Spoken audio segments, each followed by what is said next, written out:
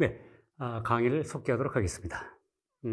여러분께서 봐주실 부분은 졸저 금융경제학 원론 1편 3장의 제2절입니다. 페이지로는 275페이지입니다.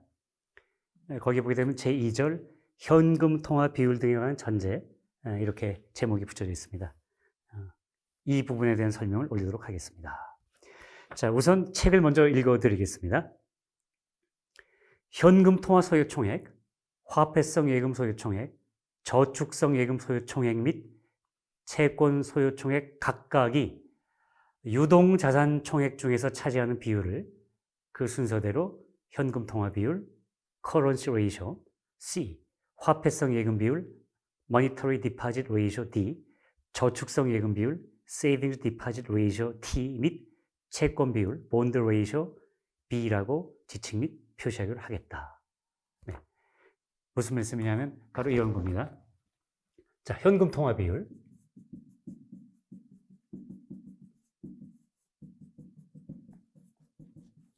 스몰 c입니다. 스몰 c는 어떻게 정의되냐 하면 유동자산 총액 U 중에서 현금 통화 소요 총액 CN이 차지하는 비중입니다. 이게 현금 통화 비율입니다. 현금 통화 비율 C. 그 다음 화폐성 예금 비율.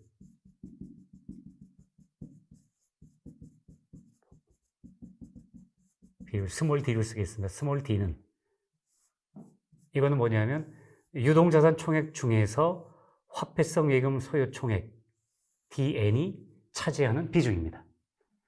다음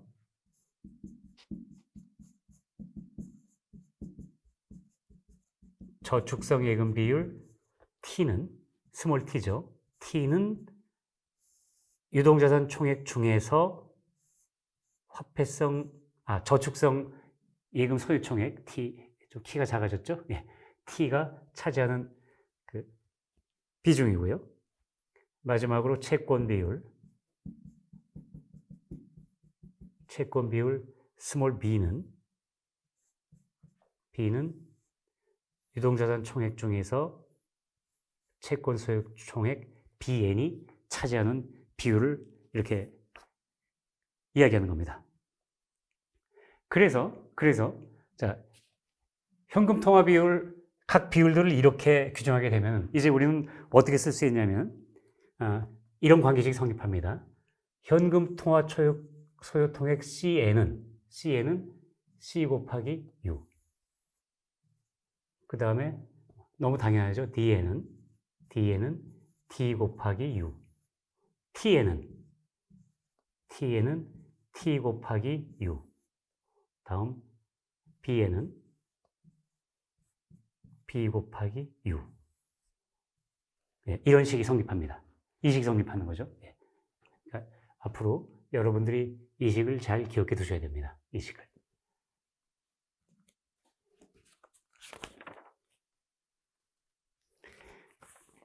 자, 이제 이 위의 관계식들이 다음을 의미하면 물론이다. 276페이지입니다.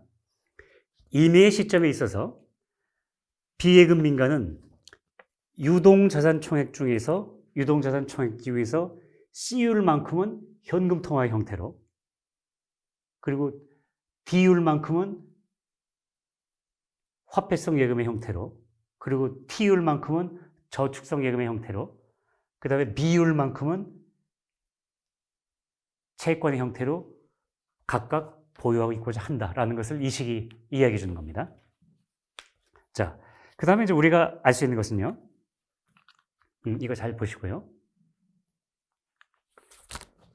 자, 우리는 이 관계를 알고 있죠. CN 플러스 DN 플러스 TN 플러스 BN. BN이 결국 예선자에게 해당하는 유동자산 총액하고 일치한다는 걸 알 수 있죠. 알 수 있으면 그럼 이 식을 U로 나누게 되면 U분의 CN 플러스 U분의 DN 플러스 U분의 TN 플러스 U분의 BN 이퀄 U분의 U니까 1이 되죠. 네, 1이 되는 걸 알 수 있죠. 그러면 U분의 CN이 뭐죠? 스몰 c죠. 이거는 스몰 d죠. 이거는 스몰 b죠. 스몰 b죠. 이거는 스몰 b가 아니고 스몰, 네, 지우겠습니다. 스몰 t죠. t. 그리고 이거는 스몰 b입니다. 그러면 이거는 현금 통화 비율 C. 이거는 화폐성 예금 비율 D. 이거는 저축성 예금 비율 T. 이거는 채권 비율 B입니다. 그러면 C 플러스 D 플러스 T 플러스 B는 1이 되는 겁니다. 1이 됩니다. 이게 기계적으로 성립하죠. 그래서 바로 이 식이 일종의 이 각 비율의 우울신의 폭을 제한하는 겁니다. 얘가 커지면 얘가 작아져야 되고 1범위 내에서, 그죠? 1범위 내에서 다른 조건이 동일할 때 얘가 커지면 얘가 작아져야 되죠. 합계가 1이어야 되니까. 그래서 우리가 이 식을 편의상 비율 제약식이라고 부르기도 할 겁니다. 비율 제약식.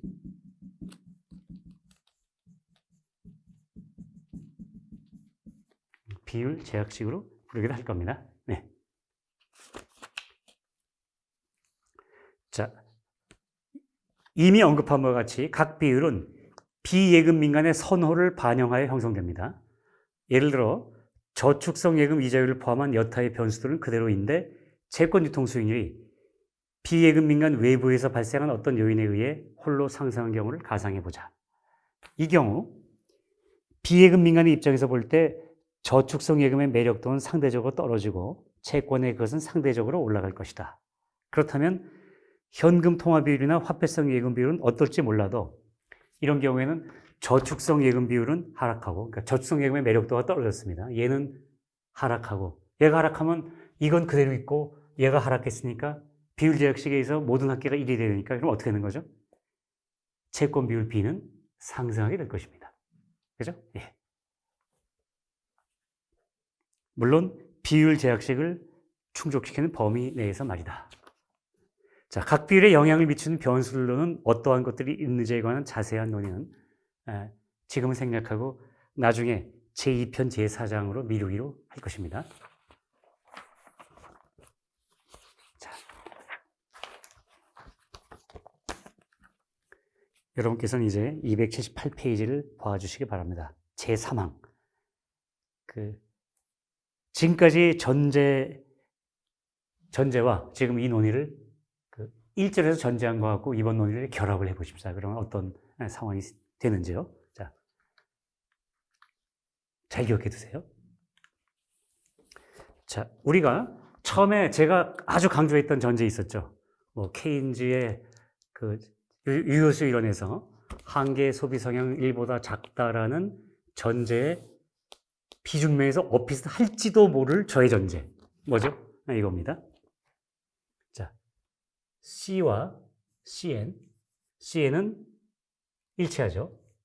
전제로. 또 D와 DN도 일치하죠. T와 TN도 일치합니다. B와 BN도 일치합니다. 이게 중요한 전제였죠. 중요한 전제였습니다. 중요한 전제였죠. 이게 식 1이라고 합시다. 식 1. 자, 그 다음에 우리가 조금 전에 논의할 때 뭘 알고 있었죠? CN은 어떻게 표시할 수 있었죠?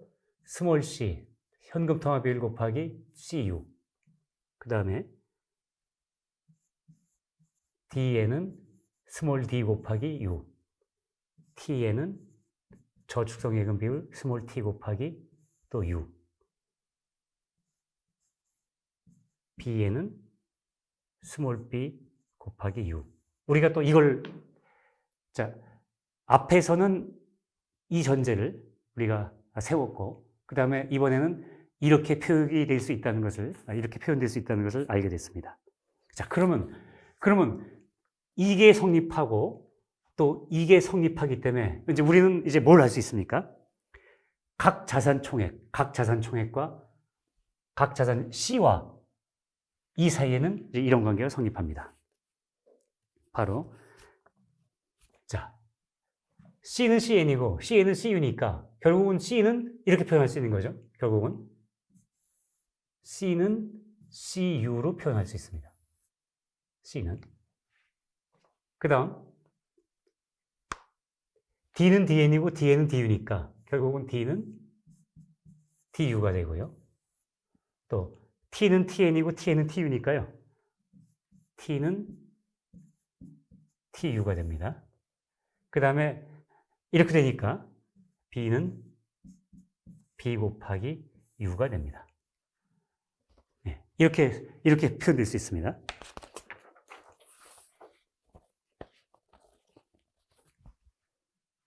자, 그러면 이제 우리가 무엇을 알 수 있냐면요. 사실 이 CN, DN, TN 이거는 사람들 머릿속에 뭐 들어가 있는 거고요. 가능하면은 실제로 나타나는 거 위주로 이렇게 식을 표현하면 좋잖아요.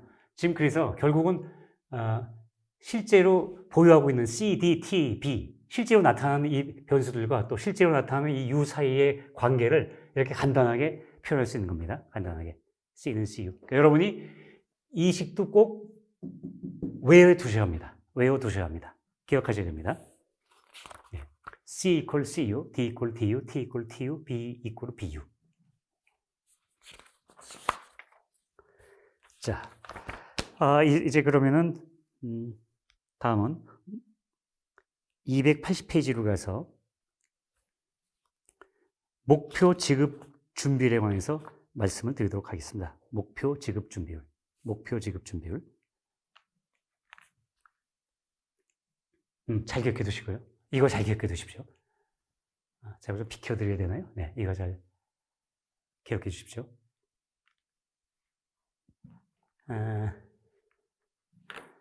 목표 지급 준비율에 대해서 설명을 드리겠습니다. 여러분 지급 준비율 아시죠? 목표 지급 준비율 제가 다 설명드렸고요. 목표 지급 준비율.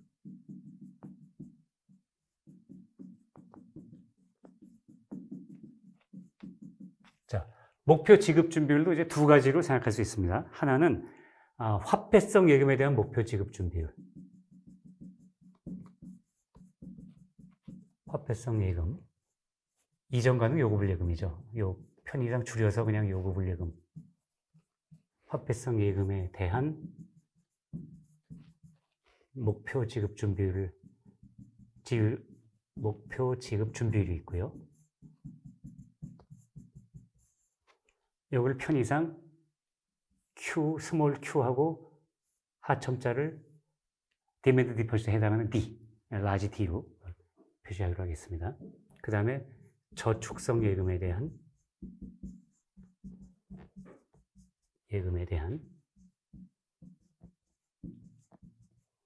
목표 지급 준비율.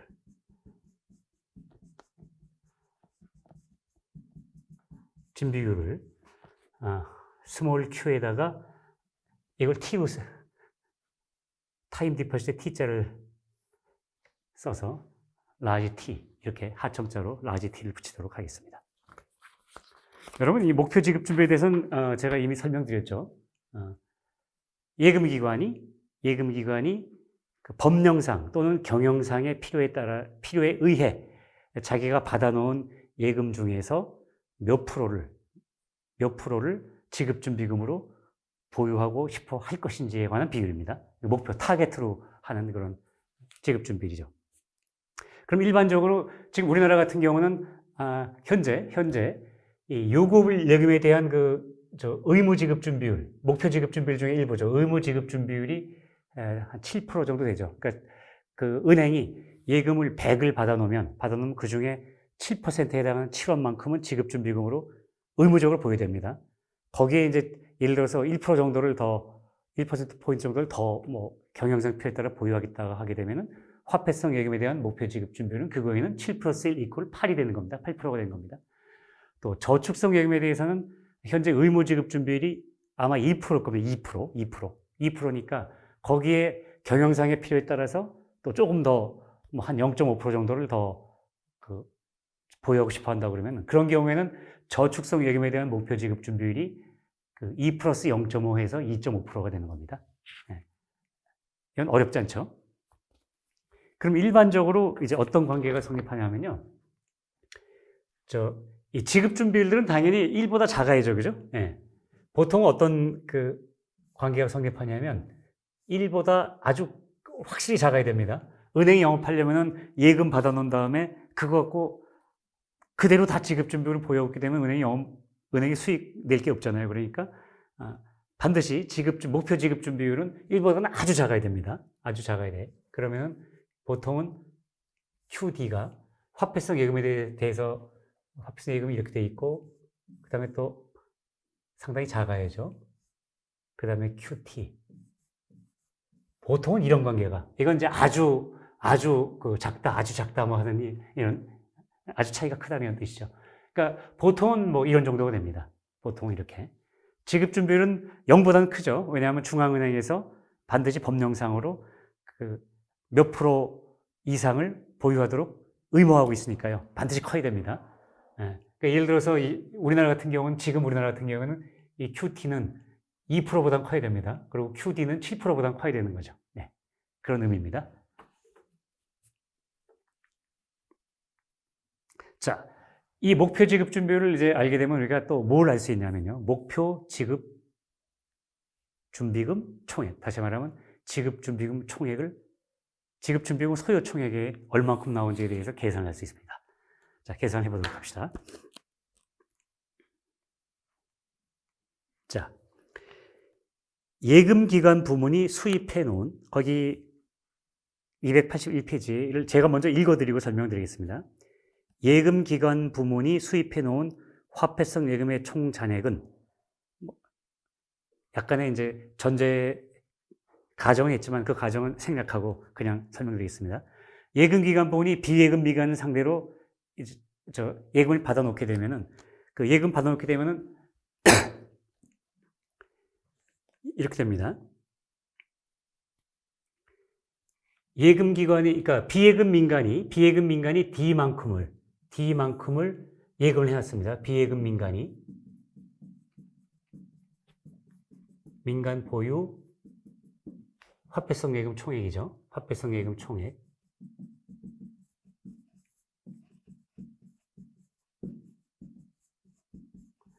일단은 예금기관이 뭐 정부하고 이런 예금 거래 같은 거 이제 안 한다고 치고 비예금 민간을 고객으로만 상대한다고 치면 이제 이렇게 됩니다. 비예금 민간 보유 화폐성 예금 총액이 D라고 그러면 예금기관 입장에서는 예금을 얼마큼 받아놓은 겁니까? D만큼 받아놓은 겁니다. D만큼. 그렇죠. 이거는 뭐냐면 예금기관이 수입해놓은 기관이 수입이라는 거는 한자로는 이렇게 씁니다. 전문 용어인데 수입. 예금을 받아두는 거. 뭐 예금을 수취한다고 뭐 표현을 써도 되겠지만 법률적인 용어, 좀 전문적인 용어로는 수입한다고 합니다. 수입. 받을 숫자, 들 입자. 예금기관이 수입해 놓은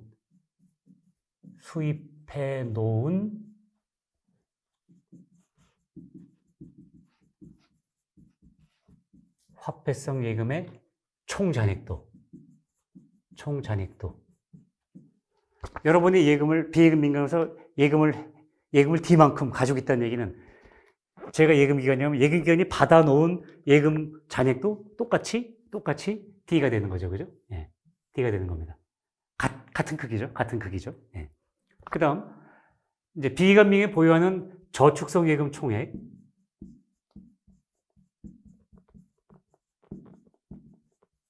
예금 총액이 T죠. T면은 역시 마찬가지로 예금기관이 수입해 놓은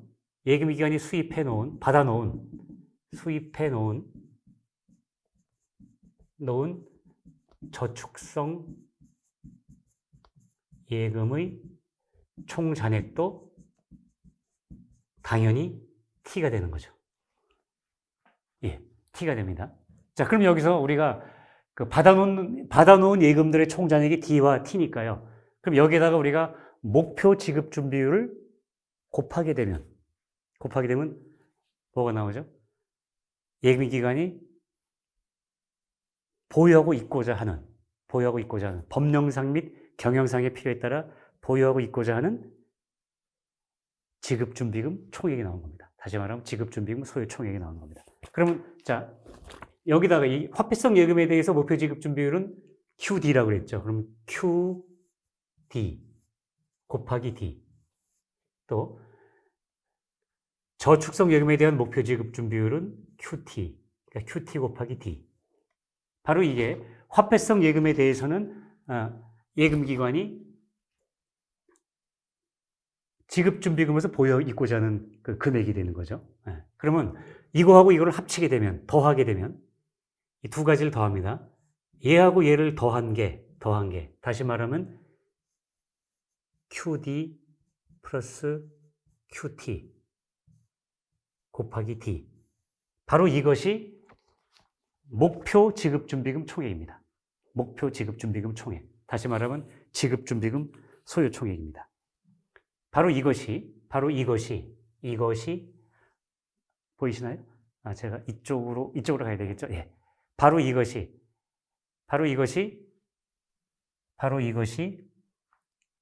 목표 지급준비금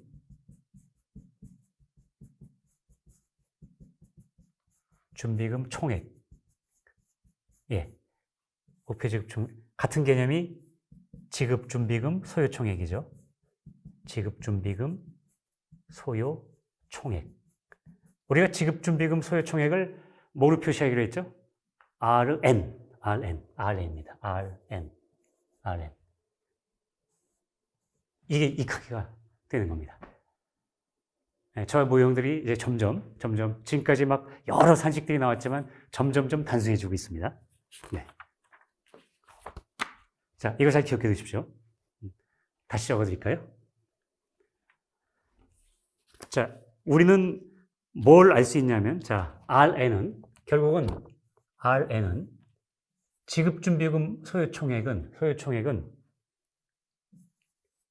QD에다가 D를 곱한 거 더하기 QT에다가 T를 곱한 거죠. 예금기관이 받아놓은 화폐성 예금 총액 크기가 이겁니다. 여기에다가 화폐성 예금에 대한 목표 지급 준비율을 곱한 것 더하기 받아놓은 저축성 예금 총액에다가 저축성 예금에 대한 목표 지급 준비율 곱한 거 이거 합친 게 지급 준비금 소요 총액이 되는 겁니다. 그죠? 예. 근데 우리가 뭘 알고 있었죠? 우리는 이걸 알고 있었습니다. 이 T가 비예금 민간이 실제로 보유해오는 그 D가 아까 제가 이렇게 동그라미 쳐드리는 그 식 아시죠? 거기에 따르면은 DU가 됐죠. 유동자산 총액이 U만큼이라고 칠 때 사람들이 그 중에서 그 보유하고 있고자 하는 화폐성 예금 형태를 보유하고 있고자 하는 그 비율을 곱한 거하고 사람들이 실제로 보유하고 있게 되는 화폐성 예금 총액 D가 일치한다고 그랬죠. 그러니까 D 이끌은 DU 이걸 알게 됐고 또 우리가 마찬가지로 T 이끌은 TU라는 것을 우리는 알게 됐습니다. 알고 있죠. 자, 그러면 이 두 개를 결합하면 어떻게 됩니까? 이렇게 됩니다. 지급준비금 소요 총액 목표 지급준비금 총액이죠. 총액 RN은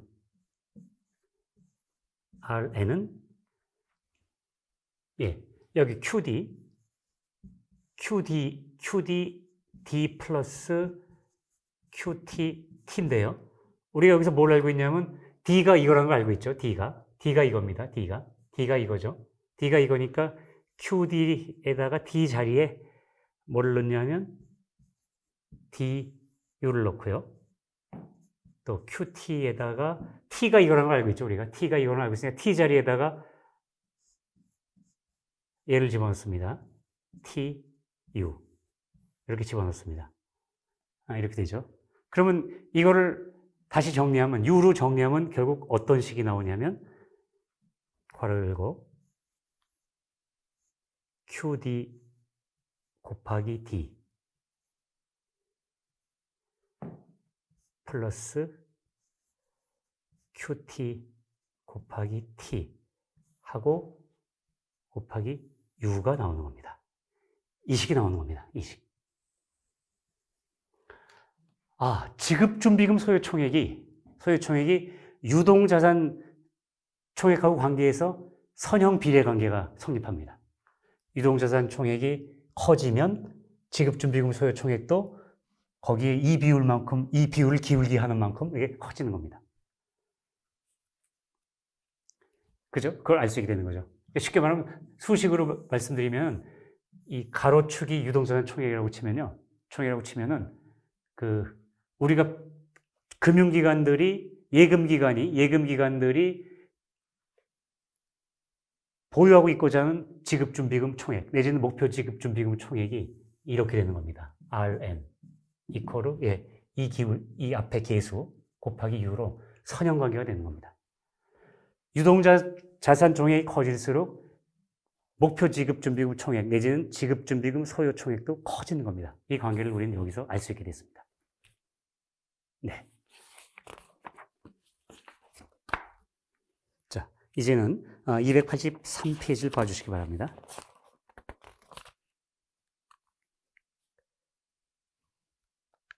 거기 추가 지출과 추가 회수에 관한 전제라고 되어 있죠. 이거 그냥 제가 쭉 그냥 읽어드리겠습니다. 내용이 어렵지 않으니까요.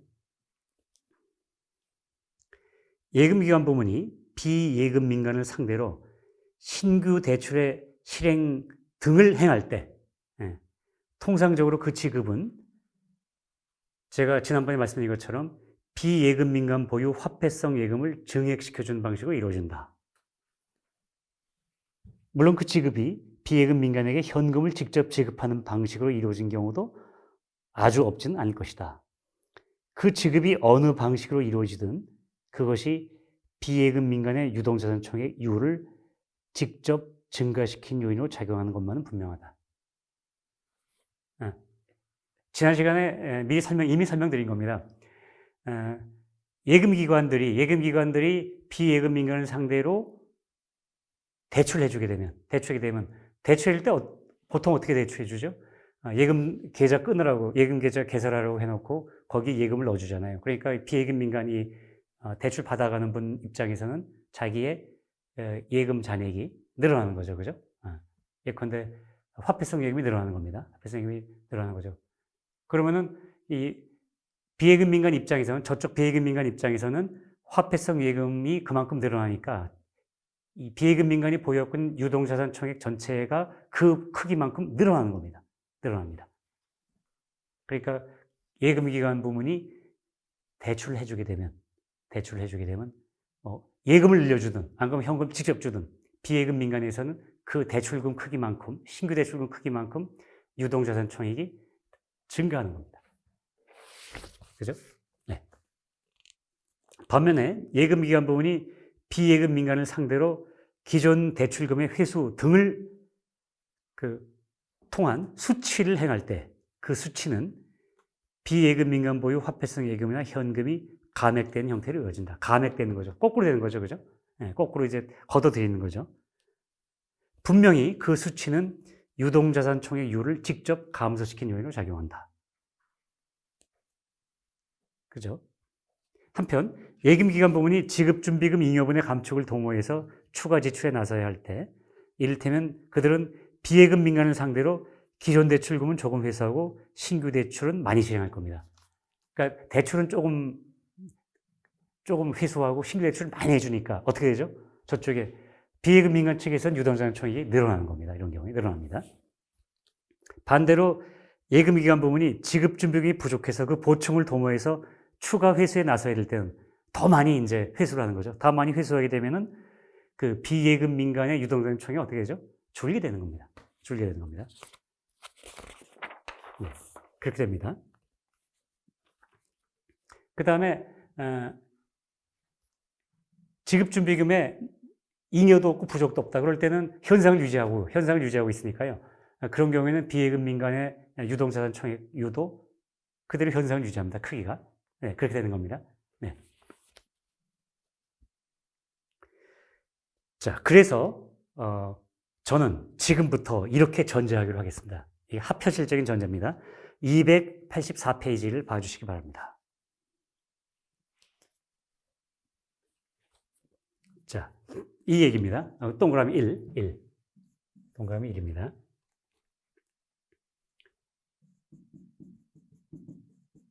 지급준비금 총액 R과 R이 소요총액, 그 소요총액이죠. 다시 말하면 이건 목표 수준이죠. 목표 수준. 목표 지급 총액 수준 R보다 큰 경우, 이런 경우 어떻게 되겠습니까? 이런 게 제가 조금 전에 말씀드린 것처럼 지급준비금을 더 많이 보유하고 있어요. 목표치보다. 그러면 뭐가 생기는 거죠? 지급준비금 잉여분이 생기는 거죠. 잉여분이 생깁니다. 그럼 잉여분.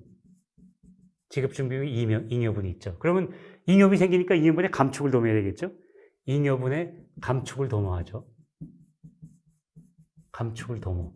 잉여분의 감축을 도모한다는 것은 쉽게 말하면 감축을 도모한다는 건 대출을 더 많이 해주는 거잖아요. 대출을 더 많이 해주는 거죠. 그러니까 추가 대출을 해주는 거죠. 추가 대출에 나서게 되면 감축을 도모한다는 거니까 결국은 쉽게 말씀드리면 추가 대출이 일어나는 거죠. 그죠? 추가 대출을 해주는 거죠. 추가 대출을 실시해 주는 거죠. 추가 대출을 하게 되면 어떻게 되죠? 대출을 많이 해주니까 비예금 민간의 유동자산 총액은 어떻게 됩니까? 당연히 증가하죠. 이렇게 증가합니다. 그러면 추가 대출을 하게 되면은 어떻게 되냐면 결국 칸이 작아지 어디다 쓰겠습니다. 결국은 어떻게 되냐면 그 비예금 민간의 유동자산 총액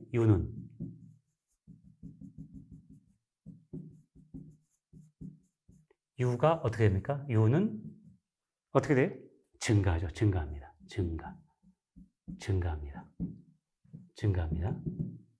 다음 두 번째 반대의 경우죠. 반대의 경우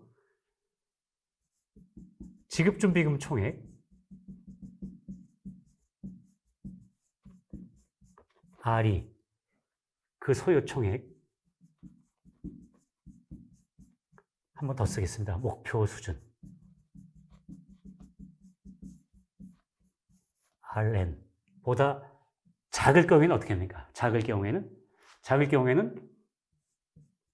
이제 지급준비금은 조금인데 목표 수준은 높아요. 그럼 지급준비금이 부족하잖아요. 그죠? 그러면 부족분의 보충을 해야죠. 부족분의 보충을 도모하고 이 얘기는 결국은 추가 회수를 하는 거죠. 추가 회수에 나서죠. 추가 회수에 대출해준 거 막 더 추가적으로 막 회수하려고 그러면 비예금 민간의 유동자산 총액은 U는 어떻게 됩니까? 당연히 감소하죠. 예, 그러면 U는 시간의 경과에 따라 감소합니다. U가 감소하는 거죠. 그죠? 3번. 그냥 이제 R과 RN이 같아요. R과 RN이 같으면 잉여분도 부족분도 없으니까 당연히 현상 유지를 하려고 그러죠. 현상 유지. 예금 기관들은 현상 유지를 합니다. 현상 유지를 해서 추가 대출이나 추가 회수 같은 게 없으니까 현상이 계속 유지되는 거예요. 리볼빙만 가능한 거죠. 리볼빙만 일어나는 거죠. 그럼 어떻게 되죠? 유동자산 총액은 U도 현상 유지. 유동자산 총액도 현상 유지를 합니다. 다시 말하면 불변인 거죠. 불변합니다.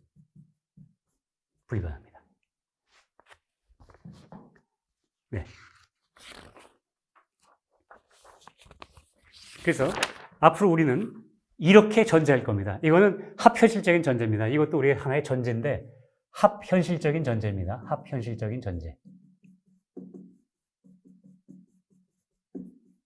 합현실적인 전제입니다. 전제. 그래서 앞으로 이렇게 전제하기로 하겠습니다. 저희 논의에서는요. 자, 그 다음 페이지입니다. 그 다음 페이지는 제5절이죠. 285페이지. 본원화폐 총액에 관한 전제. 그래서 제가 설명 많이 들었기 때문에 우선 책을 읽어드리겠습니다. 물리적 형태 면에서 본원화폐는 두 가지로 구성되어 있다고 그랬죠. 뭘로 구성됩니까? 한 가지는 현금, 다른 하나는 이제는 뭐 자동으로 나오셔야 되잖아요. 네, 중앙은행 당좌 예금입니다. 그렇잖아요. 네. 그런데 현금의 경제학적 생성 및 소각은 각각 중앙은행의 발권 및 환수 조치가 있어야만 완결될 수 있다. 그죠? 여러분, 현금이 조폐공사에서 그냥 이렇게 인쇄했다고 해가지고 그게 그 시중에 나올 수 있는 건 아니잖아요. 그러면 발권 조치라고, 여러분이 돈 보게 되면 한국은행 총재 인글이라고 도장 찍혀 있죠. 물론 인쇄되어 있지만. 예, 그 상태로 해서 그 조폐공사가 그렇게 인쇄를 해주게 되면 한국은행에서 발권 조치하는 걸 해줘야 그게 이제 바깥으로 나올 수 있는 겁니다. 예, 그렇다면은, 마찬가지로 그 현금이 없어지려고 그러면 결국은 각 중앙은행이 이제 중앙은행에 현금이 이렇게 모이잖아요. 시중은행부터 이제 현금을 회수해 쌓이게 되면은 그거 나중에 파쇄합니다. 그런 거 소각이라고 그러죠.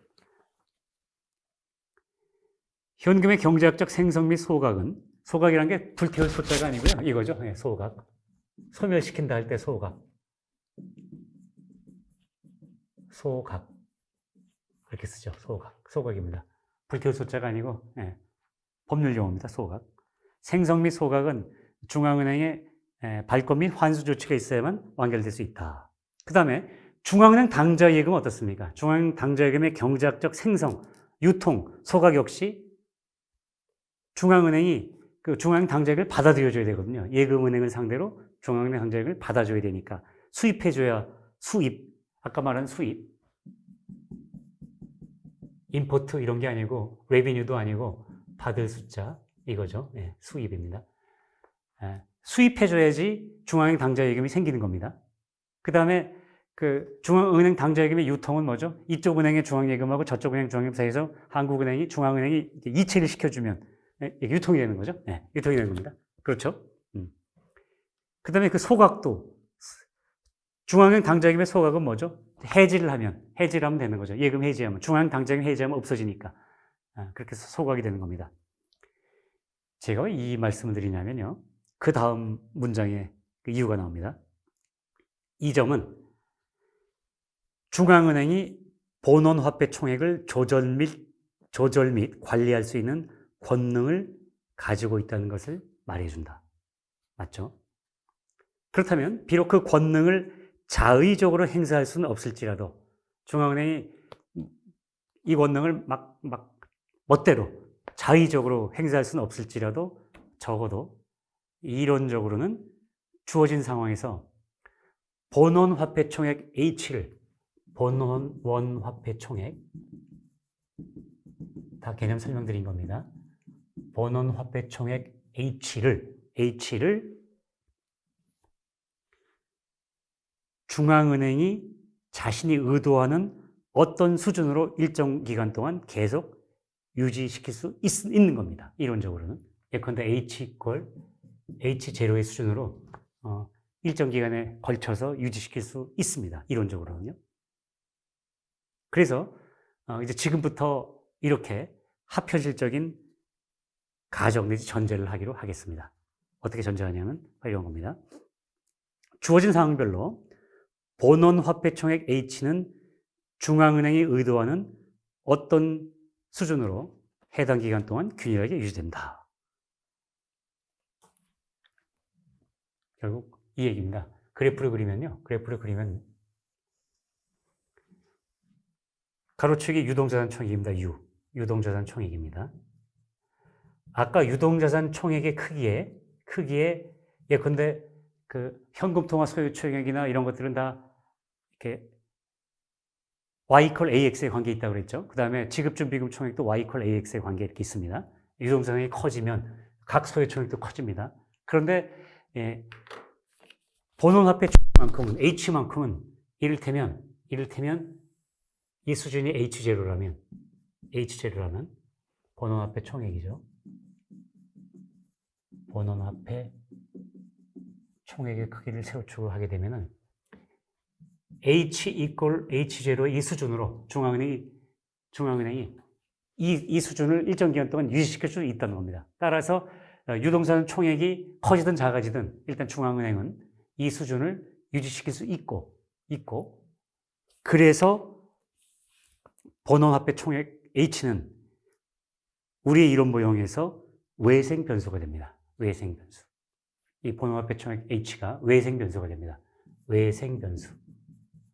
내생적으로 결정되는 게 아니라 어떤 모형의 바깥에서 정해지는 변수입니다. 외생 변수. 외생 변수죠. 영어로는 exogenous, x입니다. exogenous variable.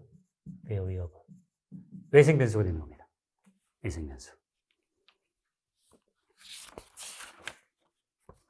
자, 참고로 국민경제 분석을 위한 이론 모형들로서 기존 이론을 추종하는 경제학자들이 케인즈 이래 지난 7, 80여 년 동안 만들어 온 것들을 이것저것 살펴보면 거의 예외 없이 이 본원화폐 총액이 아니라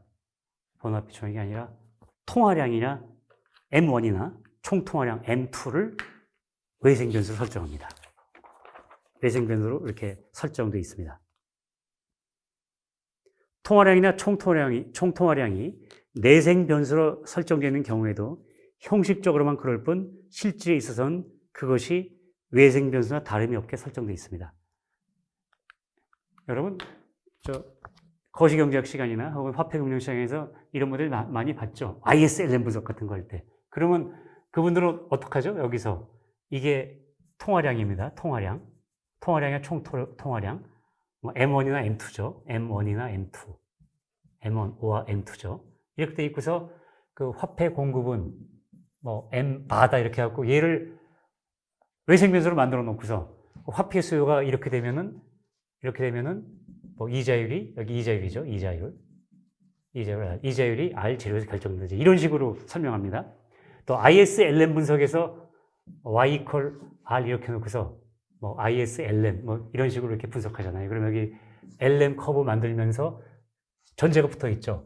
통화량은 M 바다 이런 식으로 통화량은 M 바다 MS equal 통화량은 M 바다 하는 식으로 전제 붙여놓고서 ISLM 커브 붙이는 식으로 해요.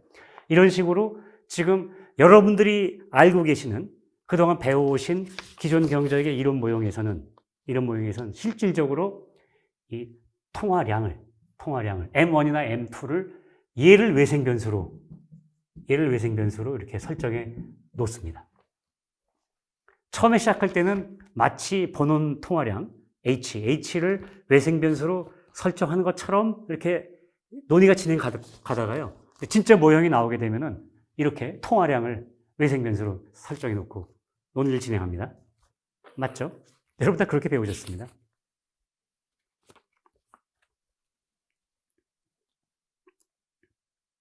네.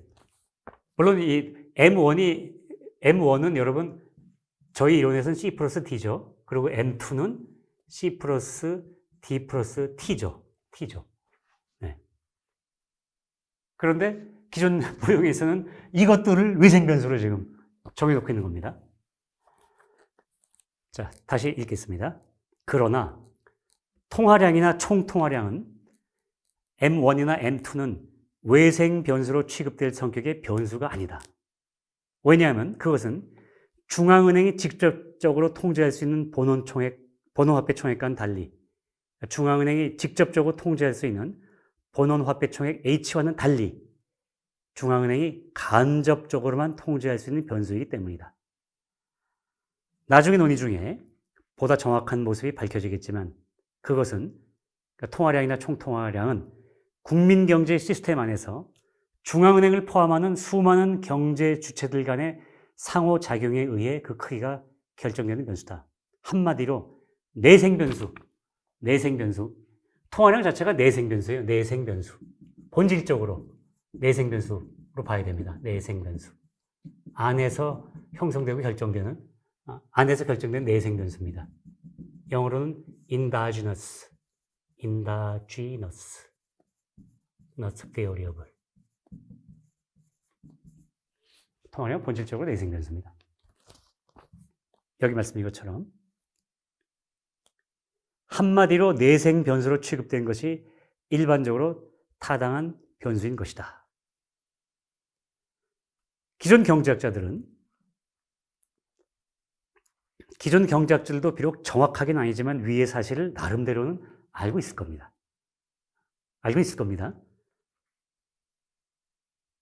그럼에도 그들은 실제로 국민경제 분석 모형을 구성함에 있어서는 대부분의 경우에 뭐라고 전제하죠? 통화량이나 총통화량은 중앙은행이 자신이 의도한 수준으로 기계적으로 유지시킬 수 있고 따라서 얼마든지 외생변수로 취급될 수 있다라고 주장하며 견강부회를 하고 있습니다. 견강부회입니다. 케인즈도 마찬가지고 케인즈의 수많은 경제학자가 이런 식으로 견강부회를 한 겁니다. 본질적으로 내생변수로 설정한 게 타당한 그 변수를 외생변수로 설정해 놓고서 이론 전개를 하고 있는 겁니다.